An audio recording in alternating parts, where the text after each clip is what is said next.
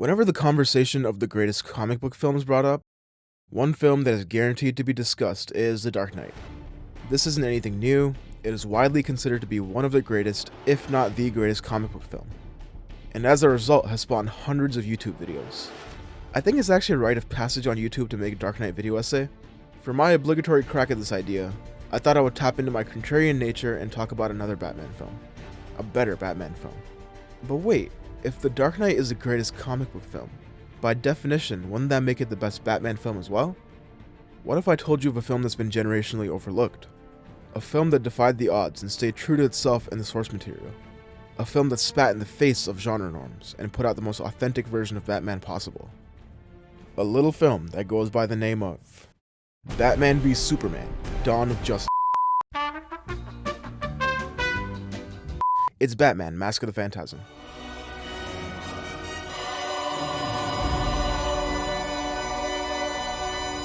I've been saying this for years. This film's understanding and portrayal of Batman in the realm of film and television is unmatched. Better yet, this is directly a part of Batman the Animated Series.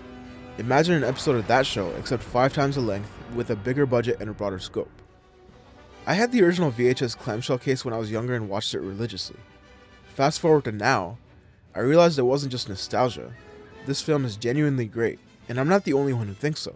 Even Siskel and Ebert lauded this film back in the day, saying they regret not reviewing it on release and that it's better than any current Batman film. And given that there seem to be multiple Batman properties releasing each year that will potentially contend for the title of Best Batman Film, I thought it might be a good time to settle the current title holder. So let's talk about it. Whether he's your favorite superhero or not, there's no denying that Batman has the longest, most diverse history of interpretation of any comic book character in visual media. Batman's versatility throughout the years in the comic book medium is evident through his appearances on the big screen.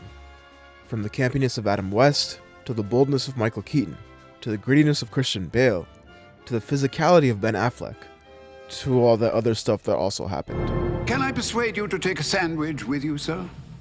I'll get drive-through. 7 million. Never leave the cave without it. Batman has persevered. He's been an icon in film that has evolved alongside the culture. While the comics had begun to shift in tone in the 80s, the general public's perception of a character is largely influenced by their big screen representation. The general public re-evaluated the character with 1989's Batman, and the wider perception shifted towards an understanding that was darker and more serious. As a direct result of this film, Batman the Animated Series was released, much to the delight of fans everywhere. Attempting to capitalize on the success of the series, Warner Bros. Signed off on an animated film that was initially going direct-to-video, but was shifted to a theatrical release. A theatrical release that no one watched because cartoons are for kids and live action is for adults, of course. Batman: Mask of the Phantasm was released in 1993, and because of non-existent marketing, didn't find success at the box office, but it did find its footing through subsequent home releases. The film's premise is that a new villain in Gotham, the Phantasm, is wiping out members of the mob. Due to the Phantasm's resemblance to Batman, the public starts believing that Batman has gone off the deep end and started killing. All the while, Bruce Wayne is forced to wrestle with demons of his past. There's a lot to love about this film. I'll break it down into 3 categories. The first is the animation.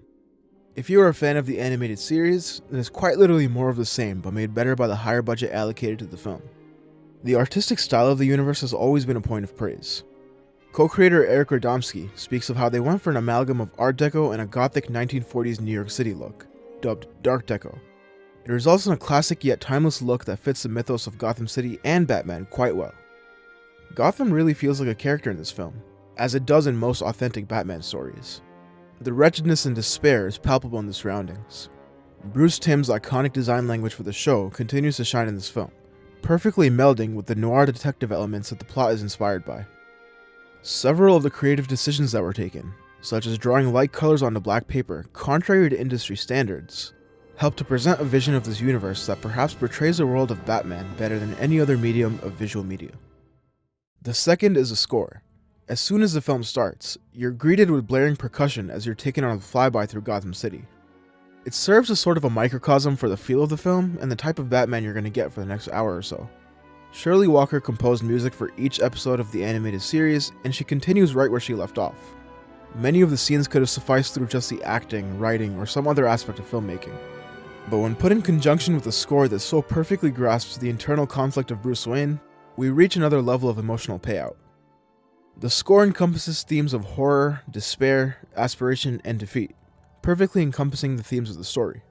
Fun fact, Hans Zimmer, known to Batman fans as the composer of the Dark Knight trilogy, helped out Shirley Walker with some of the organs and synths for this film. The third is two sides of the same coin, the story and its understanding of Batman. The animated series has always been praised for its darker portrayal of Batman, while also maintaining a balance of lightheartedness and humor. It demonstrated that superheroes can take themselves seriously and don't have to be entirely comical to be interesting. On the other hand, what it can teach us today is that brooding and overwhelming sadness isn't what makes a character compelling, despite what many modern interpretations may make you believe. Get over your dead parents already. Didn't your parents die? As mentioned earlier, Batman is taken through multiple conflicts throughout the story. Due to this phantasm character appearing in Gotham, he has an identity crisis with the public, not to mention the bottled up trauma of his past that resurfaces. Part of this is done through flashbacks where we explore the genesis of Batman. No, it doesn't have another scene of Bruce Wayne's parents getting shot in an alley, we've all seen that by now. It explores the time right before he becomes Batman, sort of a remix on Year One. It expands on things we already know about Bruce Wayne, while also fleshing out ideas we don't consider. Like, what if he didn't put on the cape and cowl? Some of the most interesting Batman storylines are the ones where he must wrestle with the duality of his personal life and his nightlife. Get it, like night with a K? This dichotomy is explored through the story, and explores what sacrifices he has to make in order to don the cowl every night. Oh, and I should probably also mention at this point the actor who's been tenured longer than any other Batman. That's Kevin Conroy. If that name doesn't ring a bell, let me jog your memory. I am vengeance. I am the night. I am Batman. A voice actor's performance, especially in the case of a character with multiple personalities, needs to be nuanced and distinguishable. Conroy and the creators understand the duality of the character and how the tone and inflection should change as we see Bruce Wayne or Batman on screen. That duality is serviced by the amazing voice work done by Conroy, among others. While we're talking about voice work, I'm sure you're wondering why I haven't mentioned a certain someone who kind of steals the show in this film, as he does in whatever property he shows up in. The fourth reason that this movie is great is the Joker. Tisk, tisk. And to think our tax money goes to pay those jerks. I know there's this general romanticization of the character since two actors have won Oscars for the role, and also because we live in a society. I'm not sure if that speaks more to the depth of the character, or how we tend to gravitate towards instability. I think it may have more to do with the fact that the role attracts electric actors. Jack Nicholson, one of the winningest actors of all time, was the gold standard for how comic book villains should be portrayed. Joaquin Phoenix and Heath Ledger have both won Oscars for their respective turns as the Clown Prince of Crime.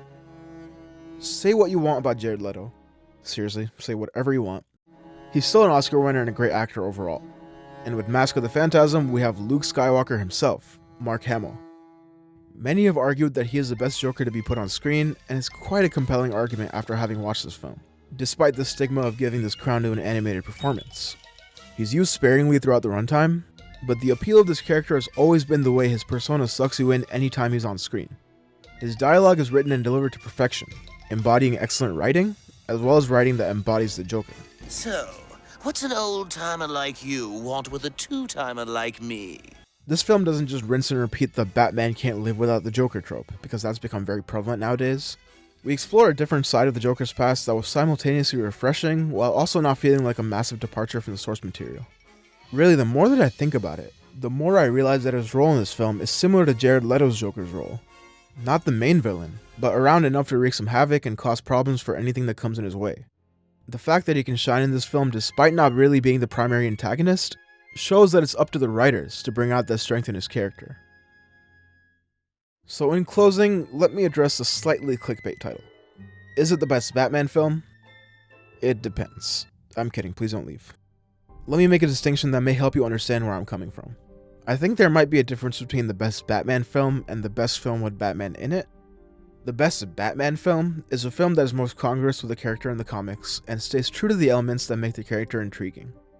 The best film with Batman in it is just as it sounds, the best film that happens to contain the character of Batman. The Dark Knight as a whole is a superior film, and there's definitely nothing wrong with his characterization of Batman or his mythos. It's actually pretty spot on. But it feels authentic in that allegorical kind of way. This just comes down to whether you're putting more emphasis on the comic book part or the film part. Mask of the Phantasm feels like it is a comic book ripped straight from the pages and put onto the screen.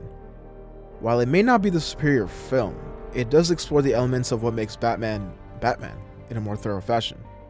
For just that reason, I think it's worth a watch. It's only 76 minutes of runtime, and you don't have to watch a director's cut to flesh out the motivations. They're all there in the initial release. What a concept.